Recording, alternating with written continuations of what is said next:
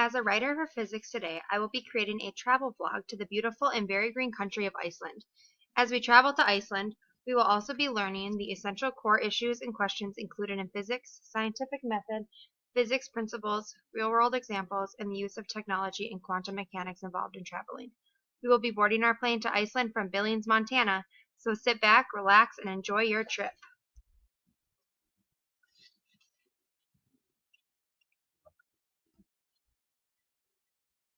The first step of traveling and reaching our destination includes getting on and boarding the airplane. A major question I had was how the airplane stays in the air. How does an airplane fly?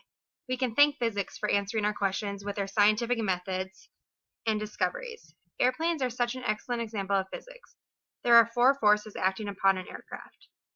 Those 4 forces include weight, lift, thrust, and drag. Weight is the acting towards the center of the earth. Lift is the acting perpendicular to the direction of relative motion. Thrust is acting along the direction of motion generated by engines to move the aircraft forward. Lastly, the drag is the acting opposite to the relative motion of the aircraft generated by air resistance. There would no longer be no other logical way to travel to Iceland that we must use the airplane. Here's a video of myself describing the physics used in flying the airplane. Now that we have landed in Iceland, we want to be a tourist. While being a tourist, we must see some of the major attractions that Iceland brings. Some of those attractions include waterfalls, hot springs, and lastly, the beautiful Blue Lagoon. Physics is demonstrated in each of these physical principles. We will first discuss the physics behind the waterfalls in Iceland, and we will discuss the physical principles involved. The science and physics behind the wonderful waterfalls include the movement of water. The movement of water is kinetic energy, but when it falls, it becomes gravitational potential energy. When the water falls, gravity is the one controlling it. It is a free fall. This applies towards Newton's first law of motion. Which is the water falling at the motion until it is stopped by an outside force, which is the bottom. The process of water sliding off the cliff is called fluid friction. Water, which is a fluid, is sliding off of a solid, which is the rock. There are opposite forces of where the water hits the bottom. The bottom has a force pushing up the water. Falling down has the force of pushing down. H2O plus gravity, water plus fall, equals waterfall. The second physical principle and physics discussion we are going to discuss includes the amazing and oh so beautiful hot springs of Iceland. Now that is an oxymoron if I have ever heard of one.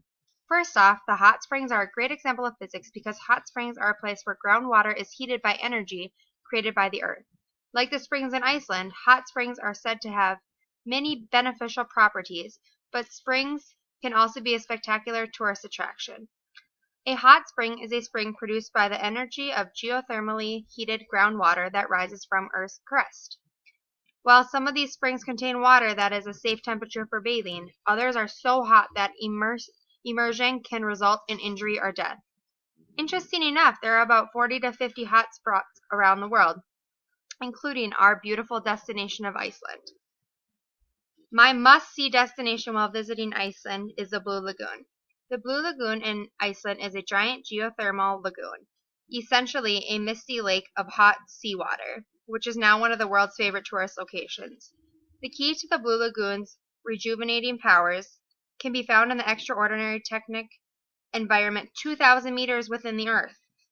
There in that concourse of geological forces, the interplay of water, heat, mineral, and microorganisms create the conditions that have made the Blue Lagoon a wonder of the world.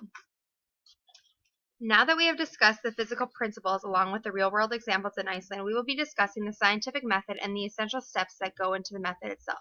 The first step in the scientific method is to discover a purpose or question, followed by researching that question or purpose, and then developing a hypothesis about the matter.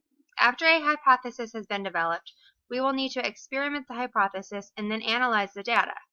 Lastly, we will be writing up a conclusion on our discoveries. Science is a systematic and logical approach to discovering how things work in the universe itself. It is also the body of knowledge accumulated through the discoveries about the things in the universe. Along with the importance of the scientific method comes the importance of the quantum physics/mechanics. I will be discussing the definition of quantum mechanics and physics along with describing what is important. Quantum physics and mechanics is the theory of relativity described the behavior of large, everyday objects in the world around us.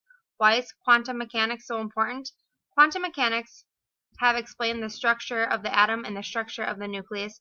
Without knowing the structure of the atom, most of the physics and chemistry we know today wouldn't have been possible. For examples, waterfalls, hot springs, and the Blue Lagoon. Quantum mechanics is also involved in the event working our way up to our Iceland trip, such as the computer or phone that have been used to purchase your ticket, the debit or credit card that you use to pay for your ticket, and the music or movie that you watch to entertain you on the airplane are all great examples. Now that we have traveled to Iceland and discovered the use of the scientific method, the physics behind the trip, quantum mechanics, and oh so much more, I hope you have a better understanding of the importance of science and that it is involved daily. I hope you took a lot of pictures so you can share your Iceland trip with your family and friends. Now where should we travel to next?